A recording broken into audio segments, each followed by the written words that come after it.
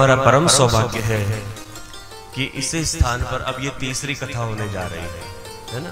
पूर्व में भी यहाँ पर कथा हो चुकी है इसी स्थान पर, और इस बार तो विशेष रूप से श्री खाटू नरेश का प्राकट्य उत्सव भी हम यहाँ पर बड़े धूमधाम से मनाएंगे। तो हम सबका बड़ा सौभाग्य है। भगवान की कथा बड़े भाग्य से मिलती है और बड़े भाग्यशाली को मिलती है। हर कोई व्यक्ति भगवान की कथा को करवाने की सोचता है, हर कोई व्यक्ति भगवान की कथा को सुनने की सोचता है, लेकिन हर कोई व्यक्ति भगवान की कथा को सुन नहीं पाता है ना। हर कोई व्यक्ति देखो, सोचता तो हर कोई व्यक्ति है, मन में विचार सबके आता है कि चलो भैया भगवान की कथा हो रही है, चलो भगवान की कथा में जाते हैं। लेकिन क्या हर व्यक्ति भगवान की कथा में आ गया है? बोलो नहीं। भगवान की कथा में वही आता है भगवान जिसको बुलाते हैं, भगवान जिसको बुलाते हैं। भगवान के मंदिर वही जाता है भगवान जिसको बुलाते हैं। भगवान की कथा में वही व्यक्ति जाता है भगवान जिसको बुलाते हैं। भगवान ने यदि निमंत्रण नहीं दिया तो आप कथा में आने वाले नहीं हो। कथा में वही आता है जिसको पास भगवान का निमंत्रण पहुंच जाता है ना। पता तो सबको होता है, लेकिन कथा में आता वही है जिसको भगवान बुलाते हैं। और ये सीधा सा नियम है कि एक शब्द होता है जिसको कहते हैं इलेक्ट। इलेक्ट से बनता है इलेक्शन, है ना। हम लोग वोट डालने के लिए जाते हैं, सब लोग जाते होंगे ना। अब आ रहे हैं 2024 में, तो हम लोग वोट डालने के लिए जाते हैं। और जब हम वोट डालने के लिए जाते हैं तो हम जिस व्यक्ति को चुन लेते हैं वो व्यक्ति संसद में जाके बैठता है। ठीक है जी। हम जिसको चुन लेते हैं वो जीतने के बाद कहां जाकर के बैठता है? संसद में। ठीक है, क्योंकि हमने उसको वोट दिया है। तो हम जिसको चुनते हैं वो व्यक्ति संसद में जाकर के बैठता है, और भगवान जिसको चुन लेते हैं वो सत्संग में जाकर के बैठता है। सत्संग में यदि आप लोग आकर के बैठे हो तो इसका मतलब भगवान ने आपको चुना है। क्या क्या है? चुना है ना। क्योंकि सत्संग में तो वही आता है भगवान जिसको चुन लेते। संसद में हर कोई व्यक्ति थोड़ी ना जाकर के बैठ जाए। बोलो, हर आदमी जाकर के बैठने लग जाए संसद में तो फिर तो चल गया काम। तो संसद में वही व्यक्ति जाएगा जिसको हम चुनेंगे, और सत्संग में वही व्यक्ति आएगा जिसको भगवान चुनेंगे। भगवान ने चुना है तब जाकर के हम सत्संग में आए हैं, सत्संग में आए, है ना। वरना सत्संग में, और कई बार ऐसा भी होता है कि हम लोग सत्संग में तो पहुंच जाते हैं लेकिन सत्संग हमारे पास तक पहुंचता, हाँ ऐसा भी हो जाता है। हम लोग तो सत्संग में पहुंच गए लेकिन सत्संग हमारे पास तक पहुंचता नहीं है। और ये मायने नहीं रखता कि हम सत्संग में बैठे, हम कथा में बैठे, मायने ये रखता है कि कथा हमारे भीतर कितनी बैठी है, मायने ये रखता है ना। सती भी तो भगवान शंकर के साथ कथा सुनने के लिए गई थी। बोलो, सती ने कथा सुनी थी? नहीं सुनी थी, लेकिन बैठी कहां थी? कथा में ही तो बैठी थी। बोलो, कथा में बैठने के बावजूद भी सती ने कथा नहीं सुनी। ऐसे ही हम लोग भी यदि कथा में बैठे हैं तो जरूरी नहीं हम कथा में बैठ करके कथा को सुने, है ना। कथा में बैठ करके कथा को सुने। और कथा में बैठना ये कोई ज्यादा इंपॉर्टेंट, कथा में तो कोई भी आकर के बैठ जाता है, लेकिन मुख्य ये है कि कथा भी हमारे भीतर बैठी है कि नहीं बैठी, मुख्य ये है ना। तो हम लोग भगवान की कथा में आए, हम बड़े सौभाग्यशाली हैं, क्योंकि कथा में तो वही आता है जिस पर भगवान की कृपा होती है, जिस पर कृपा। और देखो भैया, मैं अपनी कथा में कई बार उदाहरण दिया करता हूं कि आपके फोन पर यदि मेरे नाम से घंटी आई है तो इसका मतलब ये है कि मैंने आपका नंबर डायल किया है। जब तक मैं आपका नंबर डायल नहीं करूंगा मेरे यहाँ की घंटी आपके फोन पर आ ही नहीं सकती। बोलो, आपके फोन में घंटी बजी और आपके फोन पर मेरा नाम शो हो रहा है या मेरा नंबर शो हो रहा है तो इसका मतलब यह है कि मैंने आपका नंबर डायल किया है ना। तो व्यक्ति के मोबाइल पर जब घंटी बजती है तो इसका मतलब ये होता है भाई फलाने व्यक्ति ने हमारा नंबर डायल किया है। ऐसे ही व्यक्ति के मन में जब सत्संग रूपी घंटी बजती है तो इसका मतलब भगवान ने हमारा नंबर डायल किया है, भगवान ने हमारा फोन मिलाया है, तभी तो घंटी बजेगी, वरना घंटी बजने वाली भगवान नहीं मिलाएंगे तो कैसे। और फिर देखो भैया जिंदगी भर घंटी बजे ना बजे, फिर बाद में घंटा बजता है राम नाम, हाँ वो घंटा बजता है, फिर वैसे बजे ना बजे फिर बाद में बजता है राम नाम सत्य है, राम नाम सत्य है। तो इसलिए भगवान ने हमें ये अवसर दिया है कि हम 7 दिन तक भगवान की शरण में बैठ करके भगवान की कथा को श्रवण करें। और आइए अत्यधिक विलंब न करते हुए, क्योंकि आज वैसे ही विलंब से कथा प्रारंभ हुई है ना, तो आइए सीधा भगवान की कथा में प्रवेश करें। भगवान की कथा, इस ग्रंथ का नाम है श्रीमद् भागवत महापुराण। क्या नाम है? श्रीमद् भागवत महापुराण। और संक्षेप में यदि हम इसको कहें तो हम लोग कहते हैं भैया कौन सी कथा करवा रहे हो? कहने लगे जी हमारे यहाँ भागवत की कथा हो रही है ना, भागवत। और भागवत जो शब्द है वो 4 अक्षरों से मिलकर के बना है। पहला अक्षर है भा, दूसरा अक्षर है ग, तीसरा अक्षर है व, चौथा अक्षर है ता। इन 4 अक्षरों से मिलकर के शब्द बना भागवत।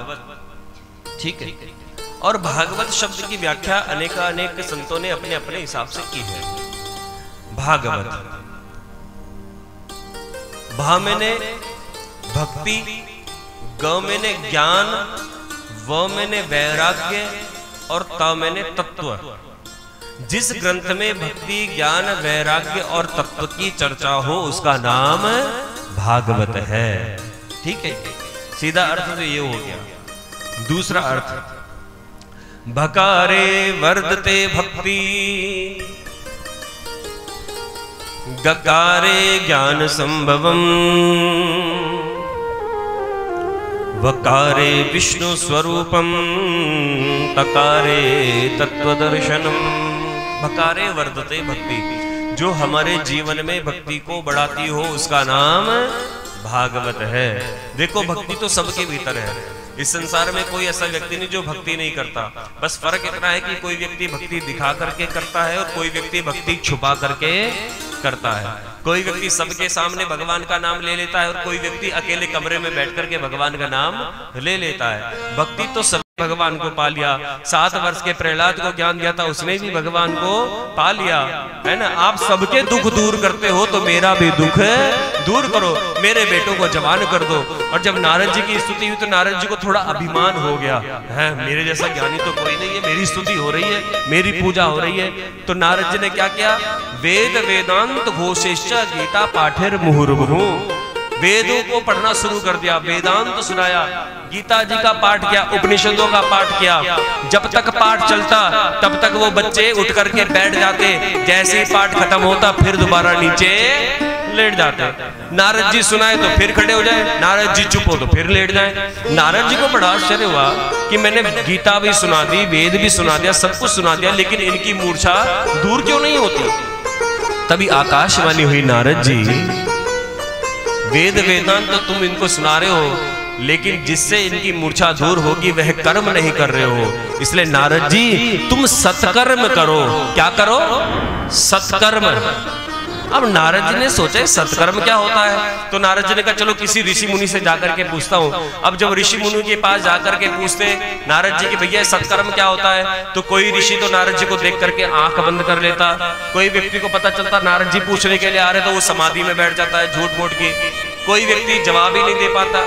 और ये ऐसा है जैसे एम्स का डॉक्टर, एम्स हॉस्पिटल का डॉक्टर आपके कोई गांव के डॉक्टर से आकर के पूछने लगे भैया फलानी बीमारी का दवाई बताना जरा, तो बड़ा आश्चर्य होगा कि नहीं। अब नारद जी तो सारे के सारे संत नारद जी से पूछते हैं, लेकिन नारद जी आज दूसरों से जाकर के पूछ रहे हैं कि भैया सत्कर्म क्या है। तो नारद जी बताते कहले प्रभु ये सत्कर्म क्या होता है ये मुझे अभी तक पता नहीं चला, और सत्कर्म की खोज में मैं इधर उधर भटक रहा हूँ। अब आपके पास आया हूँ। किसके पास? सनत कुमारों के पास। तो आप ही हमें बताइए कि सत्कर्म क्या होता है। सनत कुमारों का नारद जी सत्कर्म की तलाश कर रहे हो तो सत्कर्म बताते हैं। सत्कर्म क्या होता है कि सत्कर्म सूचको नूनम ज्ञान यज्ञो स्मृतो बुधे श्रीमद् भागवत लापः सतु गीत सुखादिपि। नारद जी, श्रीमद् भागवत महापुराण की कथा ही सत्कर्म है। कौन सी कथा? श्रीमद् भागवत महापुराण की कथा। क्या है?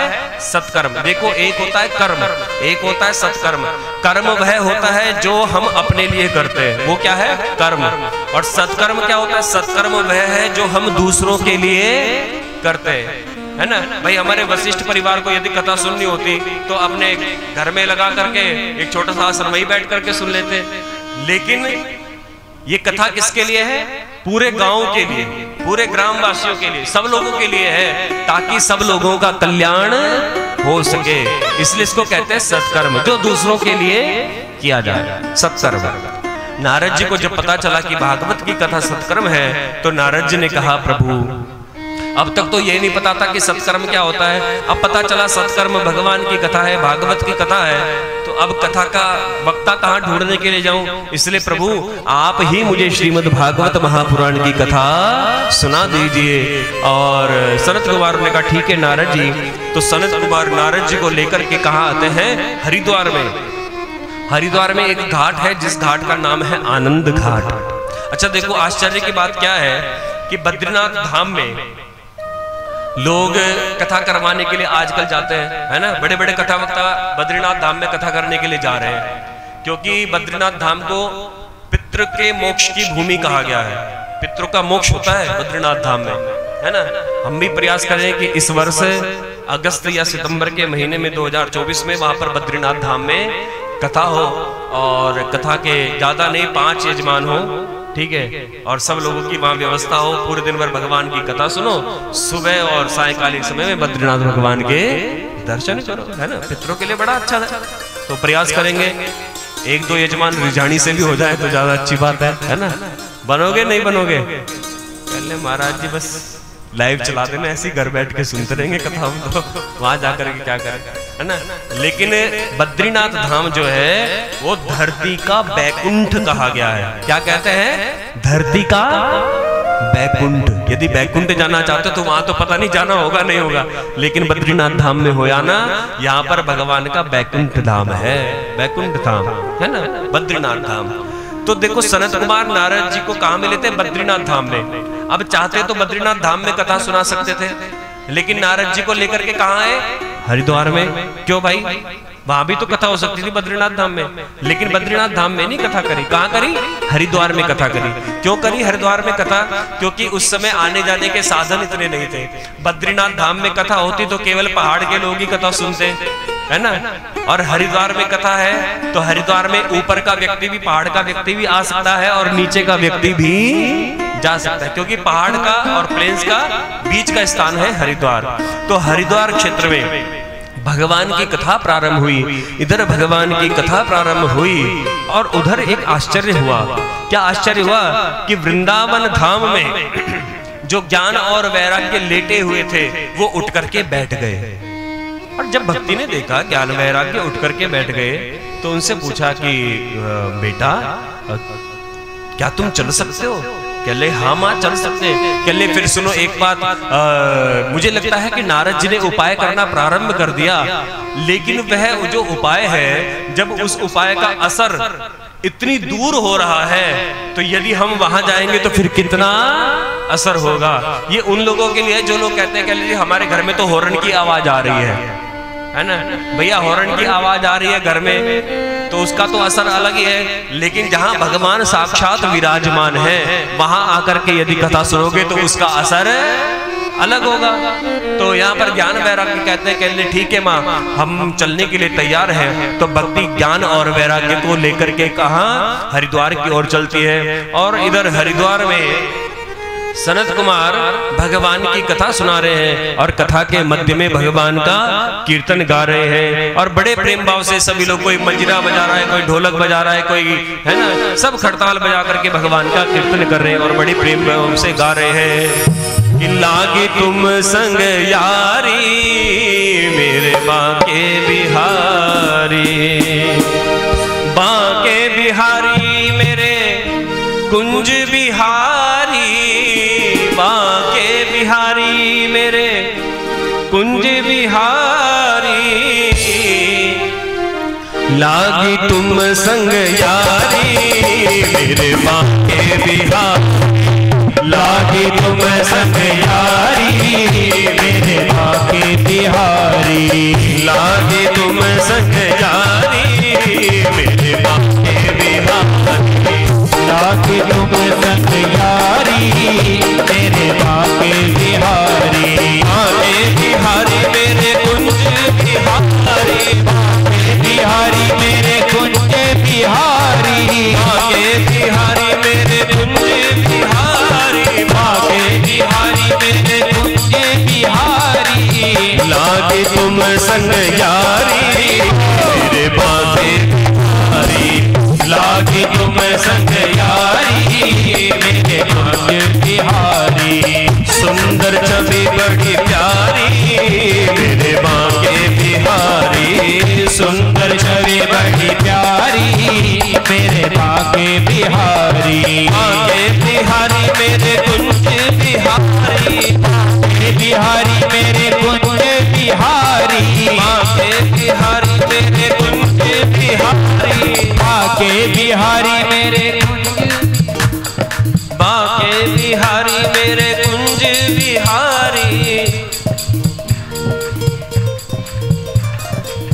वाह जी वाह, रिझाने वाले इतना अच्छा बोलते हैं लेकिन पता नहीं किस बात की शर्म करते हैं। भैया देखो, जिसको लागी शर्म उसके, मैंने कुछ नहीं कहा, मुझे मत कहना ये आप अपने आप कह रहे हो भैया, मैंने कुछ नहीं कहा, लेकिन कहावत है ऐसी, जिसको लागी शर्म उसके।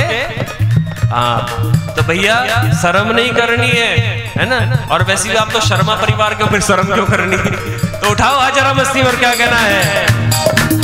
लागी तुम संग यारी मेरे बांके बिहारी, लागी तुम संग यारी मेरे बांके बिहारी, बांके बिहारी मेरे कुंज बिहारी, बांके बिहारी मेरे कुंज बिहारी, बांके बिहारी मेरे कुंज बिहारी, बांके बिहारी मेरे कुंज बिहारी, लागे तुम संग यारी मेरे बांके बिहारी, लागे तुम संग यारी मेरे कुंज बिहारी।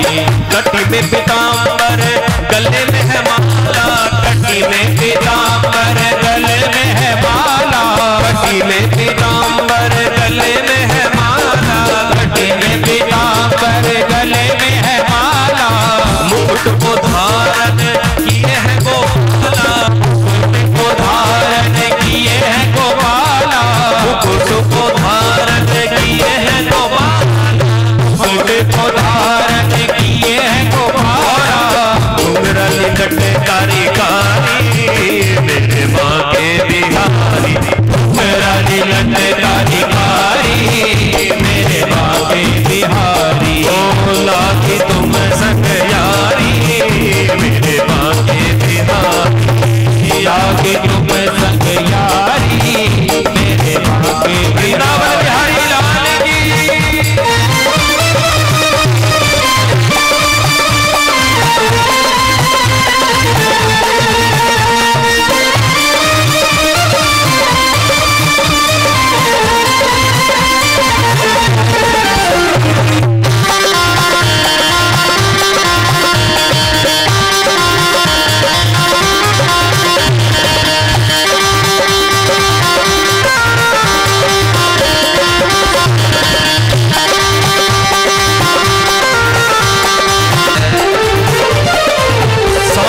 सूरत के दर्श तुम्हारे, सावरी सूरत के दर्श को भावे, सावरी सूरत के दर्शन तुम्हारे, सावरी सूरत के दर्शन को भावे, मुरली मनोहर जब से निहारे, मुरली मनोहर जब से निहारे, मुरली मनोहर जब से निहारे, मुरली मनोहर जब से निहारे,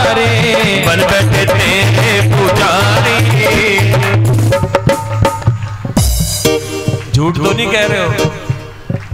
बन बैठे तेरे पूजा मेरे बाके, बन बैठे तेरे पुजारी मेरे बाके बिहारी, बन बैठे तेरे पुजारी मेरे बाके बिहारी। लागी तुम संग यारी मेरे बाके बिहारी, लागी तुम संग यारी मेरे बाके बिहारी। ओ बाके बिहारी मेरे कुंज बिहारी, बाके बिहारी मेरे कुंज बिहारी, बाके बिहारी मेरे कुंज बिहारी, बाके बिहारी मेरे कुंज बिहारी, बाके बिहारी मेरे बिहारी, बाके बिहारी मेरे रमण बिहारी। लागी तुम संग यारी बाके बिहारी, लागी तुम संग यारी मेरे बाके बिहारी। लाल की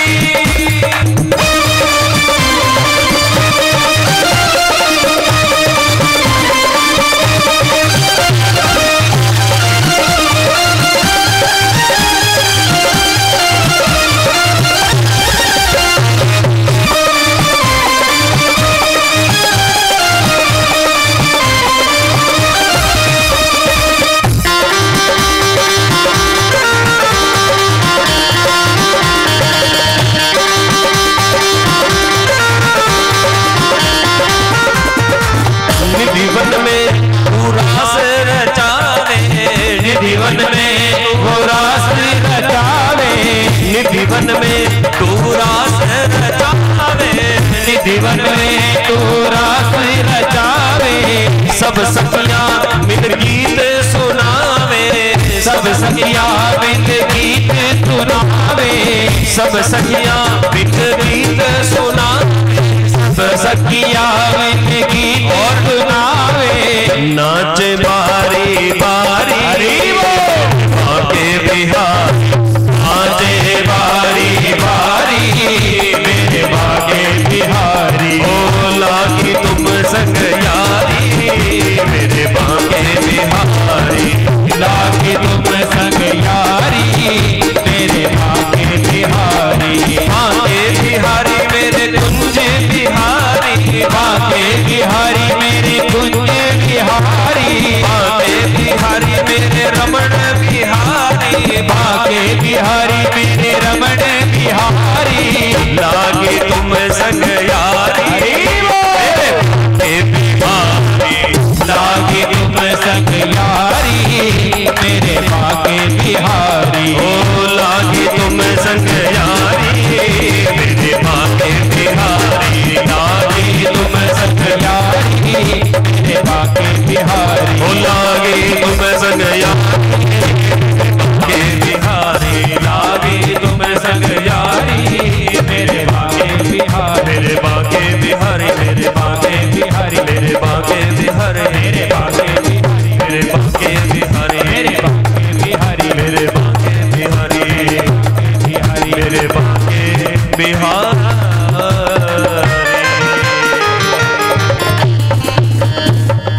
बोलो वृंदावन बिहारी लाल की जय हो। घुंघराली लटकारी कारी मेरे बाके बिहारी, घुंघराली लटकारी कारी मेरे बाके बिहारी। लागी तुम संग यारी मेरे बाके बिहारी। हरिद्वार में आनंद घाट पर भगवान का संकीर्तन हो रहा है, और जब भगवान का संकीर्तन हुआ तो भक्ति ज्ञान और वैराग्य को लेकर के वहां पर उपस्थित होती है। और भक्ति का तो है ना नियम ही यही है, जहां भक्ति वहां नृत्य होता है। सभी लोग नृत्य करने लगे हैं। भक्ति भी नाच रही है, ज्ञान भी नाच रहा है, वैराग्य भी नाच रहा है। और जहां पर भक्ति ज्ञान और वैराग्य होता है वहां पर भगवान भी उपस्थित हो जाते हैं। भगवान भी श्री राधा रानी को साथ लेकर के कीर्तन के मध्य में प्रकट हो गए और भगवान भी नृत्य करने लगे। भगवान बड़ा सुंदर वेश है भगवान का कि वनमाली घनश्याम पीतवास मनोहरा, है ना, बड़ा सुंदर वेश है ना। पीतांबर धारण किया हुआ है भगवान ने, है ना, जरी का मुकुट है, मोर पंख है, हाथों में बंसी है, राधा रानी को लेकर के नृत्य कर रहे हैं। कीर्तन विश्राम हुआ तो सभी लोगों को भगवान ने कहा, कहने लगे सभी लोग अपना आसन ग्रहण करो। भक्ति ज्ञान और वैराग्य के लिए भी आसन बिछाया गया, ज्ञान और वैराग्य आसन पर बैठे। लेकिन जैसे ही भक्ति बैठने लगी तो भगवान ने कहा, अरे भक्ति रुको रुको रुको रुको। कहले प्रभु मुझे बैठना नहीं है क्या?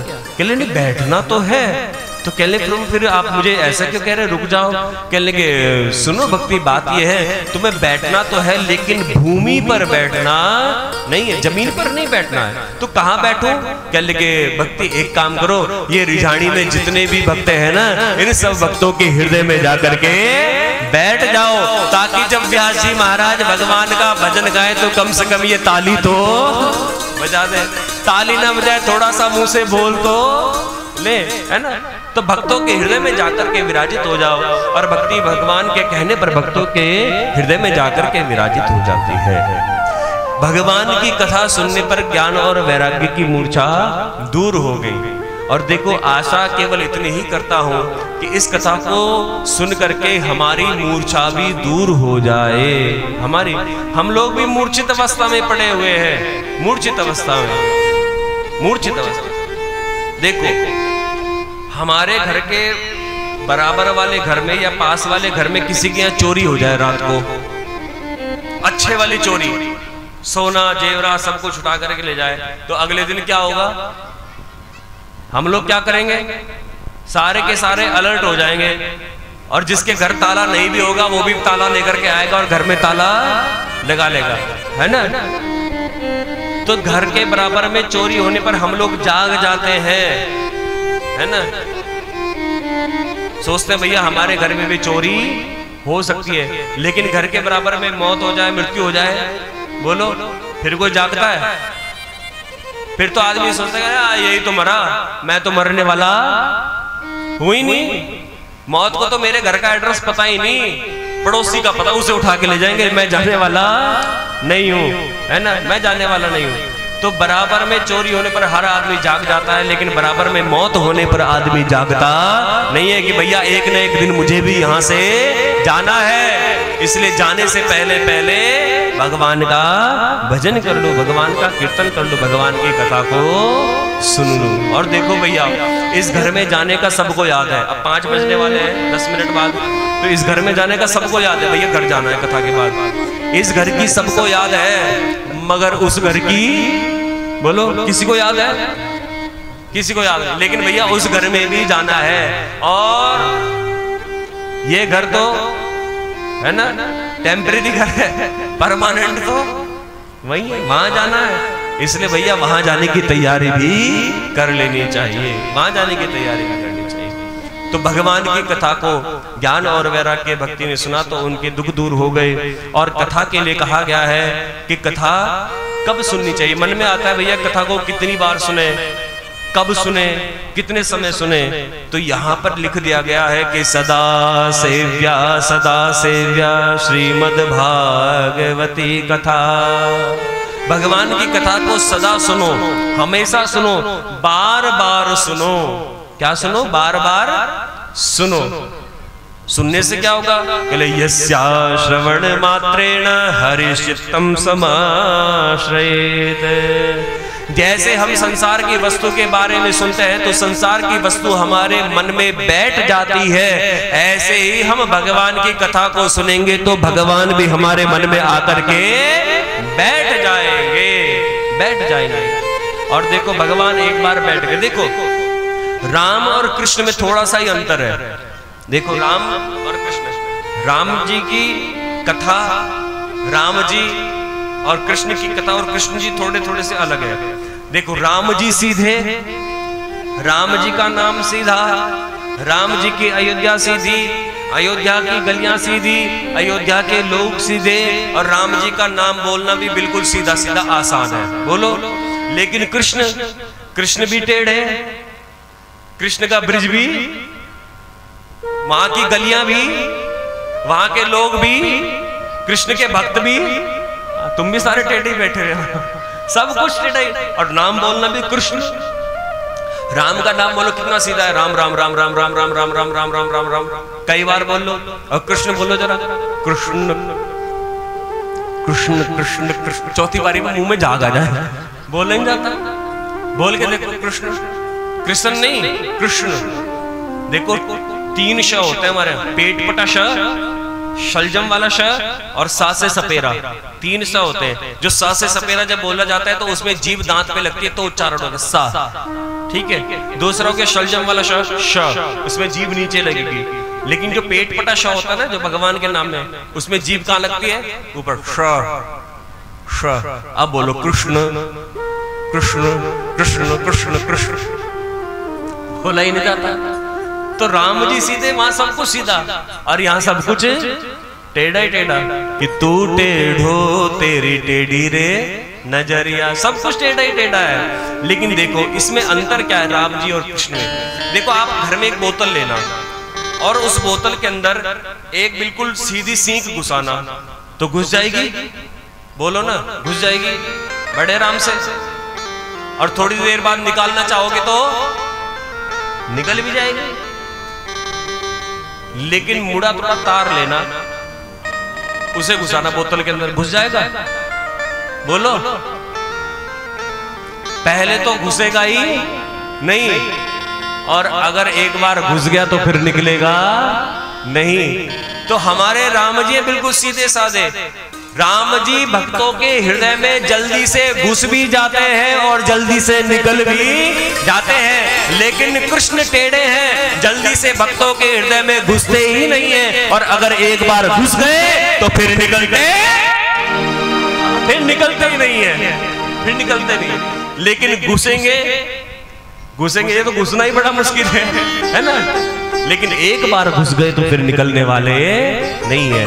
लेकिन घुसेंगे तब, यस्या श्रवण मात्रेण हरिश्चित्तम समाश्रयेत्। जब हम भगवान की कथा को बार बार सुनेंगे तो भगवान हमारे हृदय में आकर के बैठ जाएंगे, है ना। तो भगवान की कथा को इन 7 दिनों में भैया मन लगा करके सुनना है। आज की कथा को मैं यहीं पर विश्राम कर रहा हूँ। मुझे पता है 5 बजते ही सभी लोग घड़ी देखना शुरू कर देते हैं, ठीक है। वैसे 5 बजने में भी 5 मिनट है, चिंता ना करो, मेरी घड़ी बिल्कुल ठीक चल रही है। लेकिन कल की कथा का समय सुन लीजिए आप। कल की कथा का जो समय है वह 1 बजे से लेकर के और 4 बजे तक है, ठीक है जी। सब लोग आ जाओगे, बोलो हाथ खड़ा करो, आ जाओगे सब लोग।